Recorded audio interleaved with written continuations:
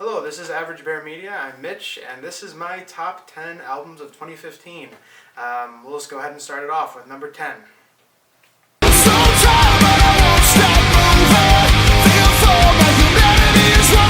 Coming in number 10 is Atreyu's Long Live.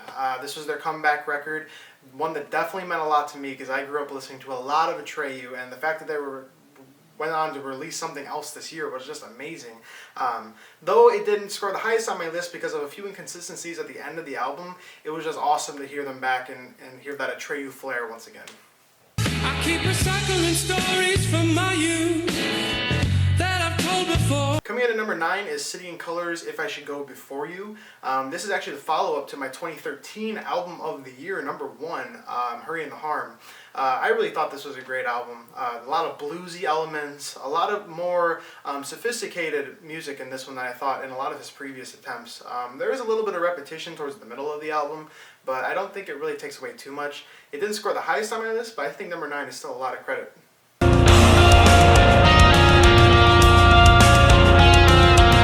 Coming in at number 8 is August Burns Red, Found in Faraway Places. This one really surprised me. I don't listen to a lot of August Burns Red, but when I listened to this one, I heard a lot of instrumentation and instrumental breakdowns in their songs that I thought were just incredible. When I listened through it, there was a lot of consistency in music writing, but there was a lot of difference in the songs that were within. I find that with a lot of metal music, it's easy for them to fall into like one kind of category or one type of sound. This album for me did a lot of things right, and I still listen to it a lot today. Na, na, na, na, oh, oh. Na, na, na, na, oh.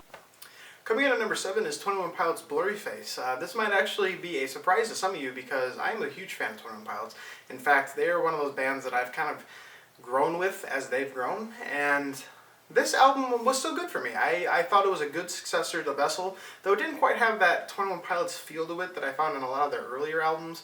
And I felt like this is a little bit more trying to target an audience than anything else. But there's still a lot of good songs on here and a lot of good quality content that I think is just a lot different than anything else you're going to hear. It keeps that 21 Pilots formula of rap, pop rock, just kind of like that weird blend that you, like I said, never really hear from anybody else.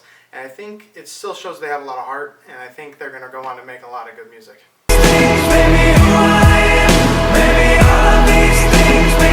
At number 6, we got AWOL Nation's Run. This one really surprised me because I didn't think that AWOL Nation's debut album was very good at all, actually. Megalithic Symphony was quite an album that was all over the place and didn't really work in a lot of ways, but this was way more consistent. The quality of it was way better than the first album. And I feel like there's a lot of things that they put together a lot cleaner and a lot more sophisticated, and the album sounds like just so much more quality to it. I will say that this has one of the best closing tracks out of any album in the entire year, and overall it's just really good.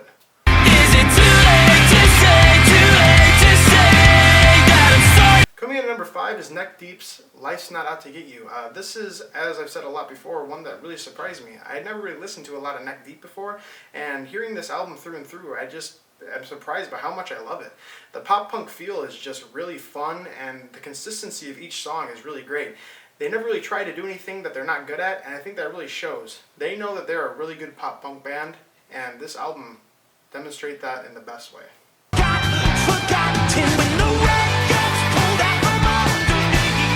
Coming in at number 4 is Coheed and Cambria's The Color Before the Sun.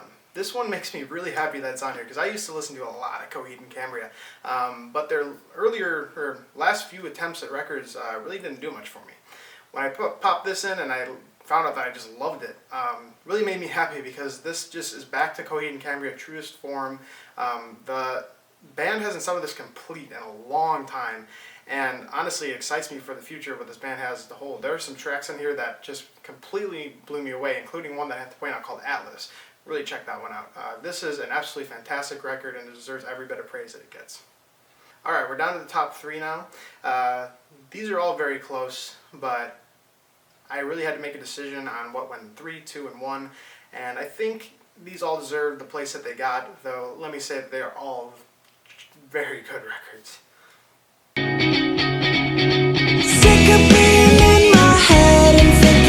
At number 3, we have Dance Gavin Dance's Instant Gratification.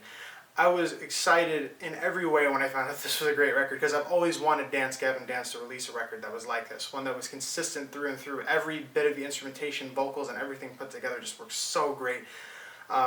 In fact, there's one song on here called We Own the Night that I would say is my favorite single of the year, hands down. It's an amazing song, and I think that this album just shines from beginning to end. No competition in its genre. It's just an amazing album.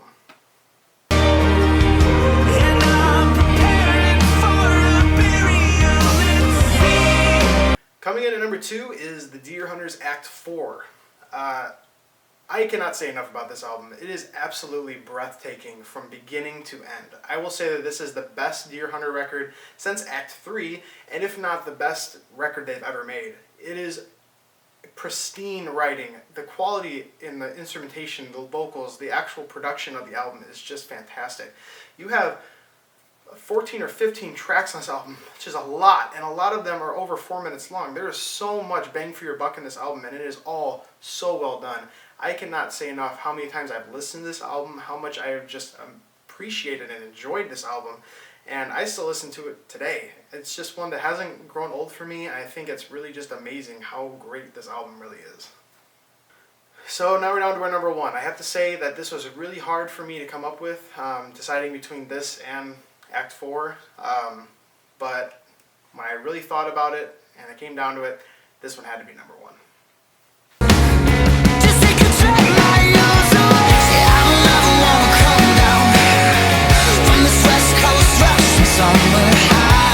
And number 1 is The Maine's American Candy. Yes, if you followed my reviews this year, you probably know or were thinking that this was going to be number 1. I gave this so many praises. It almost had a perfect rating, and it is just a fantastic album. It's 10 tracks of just amazing music. Every track just hits its notes in the most perfect way. The instrumentation, the vocals, just the complete vibe of the album is just so pleasing to the ear, and everything about it just makes you happy listening to it. The reason it's not perfect for me is because there is no one track that really booms, or one that really stands out, and for some people that might actually be a problem. But to me, every single song is just so good, and I love the memories of the time that came out. I got to interview the band, I got to see them in concert, and everything around that time. I just can't say enough that this album is absolutely my number 1 of 2015. So there you have it. That's my top 10 of 2015. I think it was a pretty good year. Not one of the best years, but there was definitely at least 10 that I thought were just fantastic to listen to. Be sure to keep a lookout for more reviews I'm doing on this channel. If you saw my update video before, this is how I'm going to be doing my music reviews now, if you guys like them. So keep a lookout. 2016 has started, and I think there's going to be some really great releases this year. So until next time, take care.